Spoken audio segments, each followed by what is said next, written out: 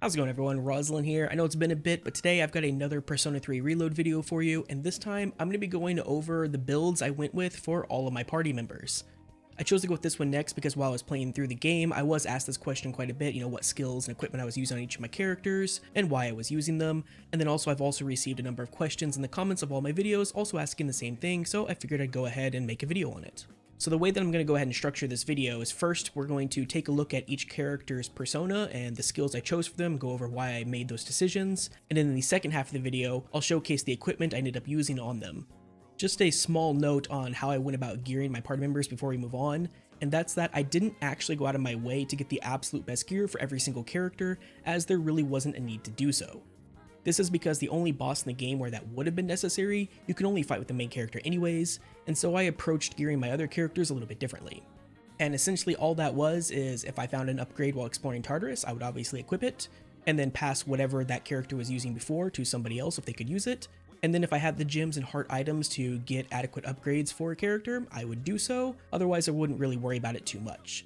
I did try my best to equip stuff that was the best I could equip for them based on what I had and what made sense, but for the most part the characters aren't using the absolute best gear, except for maybe Yukari. But other than that, they're using what was the best gear that I had, not what was the best gear that you could get if you wanted to go out of your way to grind for it all.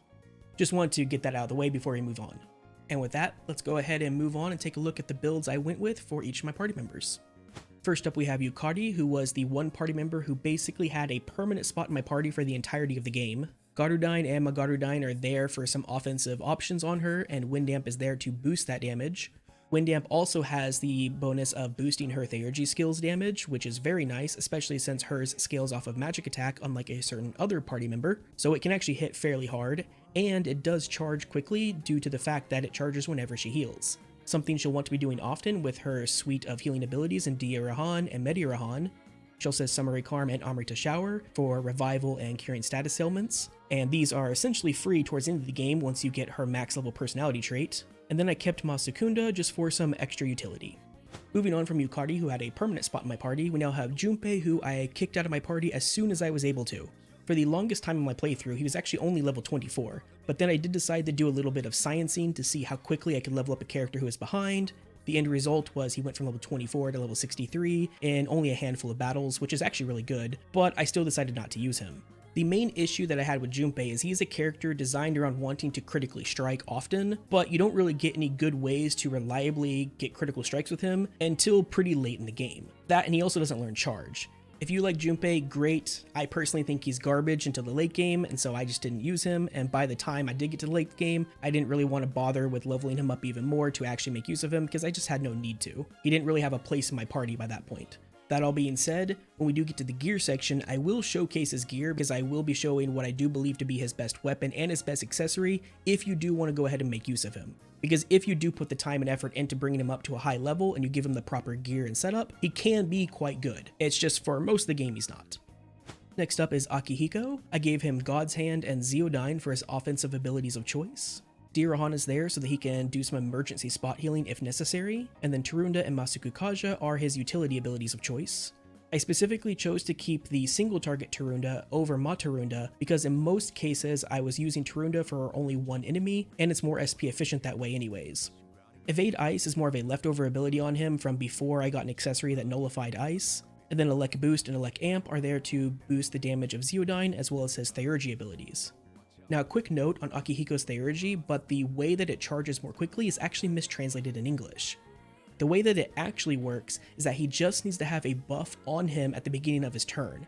It doesn't matter where that buff came from, as long as he has a buff on him when his turn begins, his Theurgy will increase more quickly. With the way it reads, you would think he actually needs to cast the buff on himself in order to get the boost, much like how Mitsuru actually needs to apply a debuff or apply a status ailment. But in his case, that's not actually how it works. He just needs to have a buff on him at the start of his turn. And speaking of Mitsuru, she's next up, and I chose to use Bufudine and Mabufudine for her offensive abilities of choice. You will notice that I chose not to use Diamond Dust. This is because it is extremely SP inefficient. Even if you do use the accessory to give Spellmaster to Mitsuru, it is still highly inefficient, and I just prefer the SP efficiency of Bufudine instead. Concentrate is there to help her with her damage output, and then I kept both Rakunda and Marukunda because I found that there were situations where I wanted both of them. Ice Boost is there to increase her damage, and then Freeze Boost and Element Boost are there to help with applying the free status ailment, but to be fair, both of these are kind of wasted, as in any of the fights where it actually matters, you can't even freeze the enemy anyways, and so you could change these up for something else if you wanted to. Just a small, somewhat infuriating note about Mitsuru and her Theurgy attacks before we move on. If you've ever noticed that her Theurgy attacks don't deal very much damage, especially when you compare how much she deals with her attacks compared to, say, Yukari with her attacks, this would be because, for whatever reason, Atlas decided to have Mitsuru's Theurgy attacks scale off of her strength and not her magic. Next up is Aigis, and with her I chose to use Primal Force and Akasha Arts as her offensive abilities of choice. Mataru Kaja, Maruku Kaja, and Dekunda are there for buffing and utility, and then for her passive abilities, Insta-Heal, Resist Physical, and Enduring Soul make her extremely tanky. Next up is Ken, and I chose to keep Zeodyne and Kogon as his two offensive abilities of choice. Meteor Han is there for healing, and Samura Karm is there to help with reviving fallen party members. Heat Riser and Dekaja are utility. Light Amp is there to boost Kogon, but also to boost his Theurgy damage. And then Makarakarn is there specifically for one encounter and one encounter only, and that was for the Reaper. Now obviously you can cheese the Reaper in many ways, but I wanted to do a legit kill of the Reaper on Merciless mode, and for the party and strategy setup I was using, Makarakarn ended up helping out quite a bit, and so I decided to keep it on him. If you don't want it, you can replace it with anything else though. And last but not least, we have Koromaru, and for him, I decided to go with keeping a suite of offensive abilities so that he could hit a number of different weaknesses. Because of this, we have a Slash ability, a Dark ability, a Fire ability, and an Almighty ability just in case. I then kept Debilitate and Masuku Kaja as utility options, and then Fire Amp and Dark Amp to boost his Fire and Dark damage. And with that, all these skill choices are out of the way, so let's move on to the equipment. So first up is the main character, and I know this is a video about my party members, but since we're here, I may as well go ahead and showcase the main character's gear as well. Lucifer Blade was my in-game weapon of choice, gives +7 to all stats and magic ability. Armor of Light is reduced magic damage. The Mysterious Geta is another +3 to all stats for a combined +10 to all stats. And then finally for my accessory, I used the Incense Box for the Insta-Heal passive. Next up is Yukari, and the first thing you'll probably notice is that I'm not using the Quintessence Bow. This is the one that has 400 attack and auto concentrate. The main reason for this is that the attack value of a weapon doesn't actually help you all that much in Persona titles. For anyone who doesn't know, the attack value only affects your auto attack damage. The damage that you do with offensive skills and magic is not affected by this at all. And it's because of this that the passives on weapons are generally considered to be more valuable than going for higher attack value on weapons. Because of this, I'm using a bow that gives +5 magic because I value this more than the one-time concentrate that the auto concentrate passive on the Quintessence Bow gives you. For her body armor, I'm using the Divine Black Tights for the Insta-Heal passive. For her footwear, I'm using the Goddess Boots for Invigorate 3, which effectively gives her infinite SP.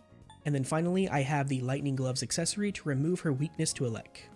Alright, so for Junpei, I did say I would go over what I believe to be his best weapon and his best accessory. Unfortunately though, I forgot that I never actually crafted them. What I could have ended up using would be this Chingdi Blade, which gives crit rate up high and does stack with his personality buff, and then the Omega Drive, which gives him Apt Pupil. However, there is a better weapon and accessory setup.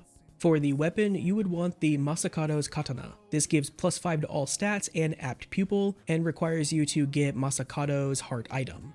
And then since you would have Apt Pupil from the Masakado's Katana, you would not need that from the accessory, and then you could then use the Nandaka Bracers, which would give you /amp. If you were wanting to make use of Junpei in the endgame, then the Masakado's Katana and Nandaka Bracers would be the setup I would recommend for his best weapon and accessory setup. Moving on to Akihiko, I gave him the Champion Gloves for the Endure passive, Adamant Armor to reduce slash damage, the Godspeed Shoes to give him physical evasion, and then I gave him the Frozen Stone to remove his ice weakness. For Mitsuru, I have the Bryonic. This gives agility +5 and ice boost. She already has ice boost on her character and these two do not stack, so this is mainly for the agility +5. I then have the Fallen Noble Armor to give her Unshaken Will, the Fallen Angel Heals to give her fire evasion high, and then I gave her the Chakra Ring to give her Spellmaster to help with SP efficiency. Another option here though would be to replace the Chakra Ring with a accessory that gives her Null Fire instead, at which point you could also change the footwear to something else as well. For Aigis, I gave her the antimatter cannon for its pierce boost effect, 5th number for the reduced physical damage medium, Aigis legs version 0 for the strength +3, and finally I gave her the divine pillar for firm stance to make her even more of a tank than she already is. For Ken, I gave him Panaka for the plus 100 HP and SP, the Fallen Noble armor for Unshaken Will, Night Demon Sandals for the Dark Evasion High, and then the Wizard's Mark for Invigorate 3, which does stack with his personality Invigorate, giving him an absurd amount of SP per turn. For Koromaru, I gave him the Rai Kunimitsu for the No Light Insta-Kill passive, though this was a close call with the Bone for the crit rate up high. Both of them are great options. I gave him the Powered Dog Suit for the unique Auto Tarucabellion passive.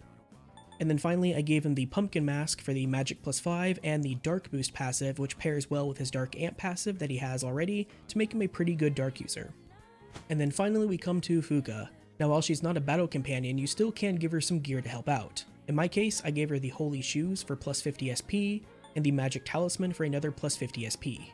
This just gave me an extra 100 SP to work with whenever I wanted to use one of her skills while making my way through Tartarus. And that'll do it for this video going over my party members' skills and gear that I used for my Merciless playthrough. If you have any questions about this video, Persona 3 Reload, or any other game that I cover, feel free to hit me up over on Twitch at twitch.tv/RoslinGaming or my Discord server, both of which are linked in the video description below. Until next time, take care.